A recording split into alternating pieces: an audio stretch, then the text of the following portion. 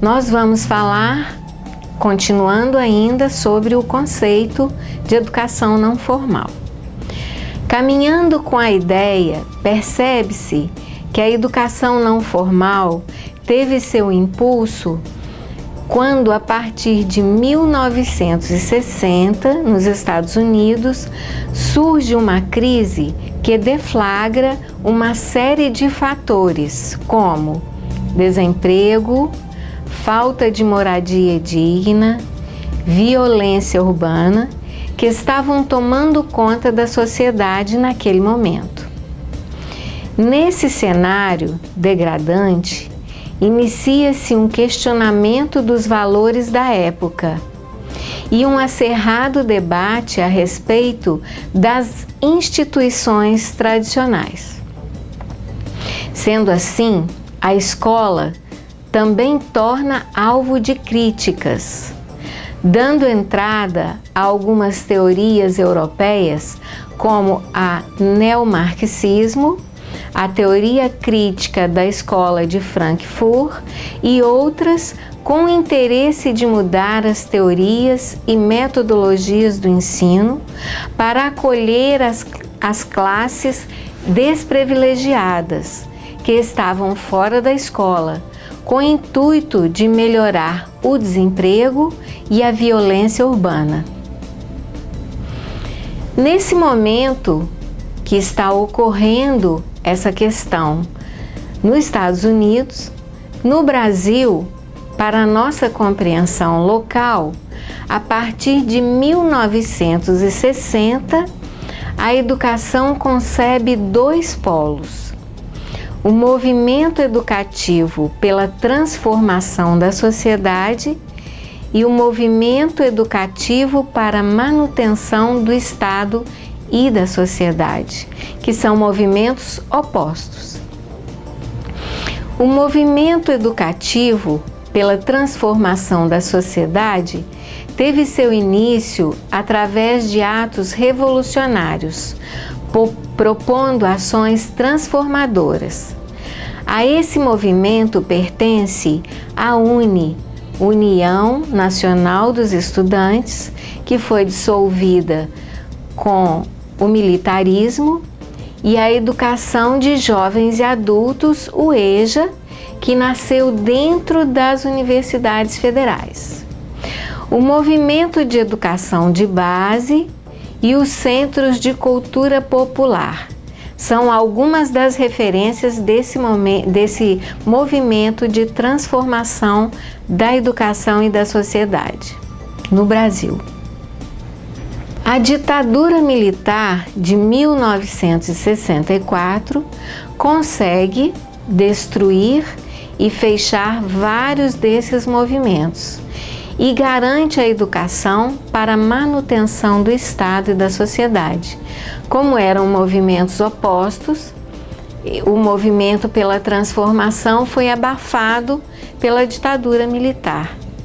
Mas a ditadura militar lança, assim, o Mobral, que é o Movimento Brasileiro de Alfabetização, rebatendo e aniquilando os movimentos de educação populares não formal. À medida que a educação não formal ganha impulso, outros atores fora do contexto convencional ganham voz e se pronunciam em benefício da educação não formal, no sentido de desenvolver metodologias para garantir o ensino das classes desprivilegiadas. Nessa época, percebe-se o nascimento da força fora da instituição escolar, forjada nas experiências de uma educação comunitária e a educação popular. Para se falar dessa educação não formal e também de um contexto fora do ambiente escolar, a nossa referência máxima, não só brasileira como mundial, é Paulo Freire. Nesse contexto, Paulo Freire, educador brasileiro, apresenta um método de alfabetização para diminuir a exclusão social, em que populações marginalizadas podem ser incluídas socialmente através da aprendizagem e da leitura. Países como Estados Unidos, Itália, Finlândia e Japão aderem ao movimento e à nova metodologia de educação popular freiriana e veem a eficiência na inclusão, permitindo que esse novo público participe dos direitos sociais, fazendo-lhes justiça. A metodologia de aprendizagem de Paulo Freire deu-se o nome de Pedagogia Crítica Libertadora. E hoje, em média, 100 países já possuem núcleos de estudo que trabalham com a educação libertadora. Falando mais um pouco sobre esses movimentos e agora com foco em um outro movimento que surgiu a partir do relatório Delors. Em 1993, algo ainda mais significativo para a educação não formal surge. A Unesco institui uma Comissão Internacional de Educação para o século XXI, presidida pelo francês Jacques Delors, que cria um relatório chamado Relatório Delors. Como ficou conhecido esse relatório? Que teve a preocupação em cima da reflexão dos desafios para uma educação que visualizava um grupo considerado de experts que compunha esse relatório.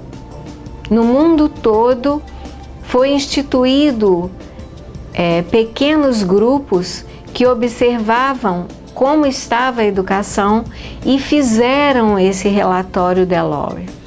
A preocupação estaria no enfrentamento das dificuldades, porque a educação passaria nos anos seguintes, visto que era notório a uma crescente valorização do conhecimento e a importância da relação conhecimento-desenvolvimento.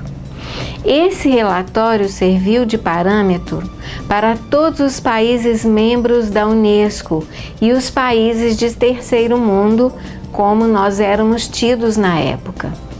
Caro aluno, eu espero que você tenha tido uma boa videoaula e que possa se interessar cada vez mais pelos fundamentos da educação 4. Até já!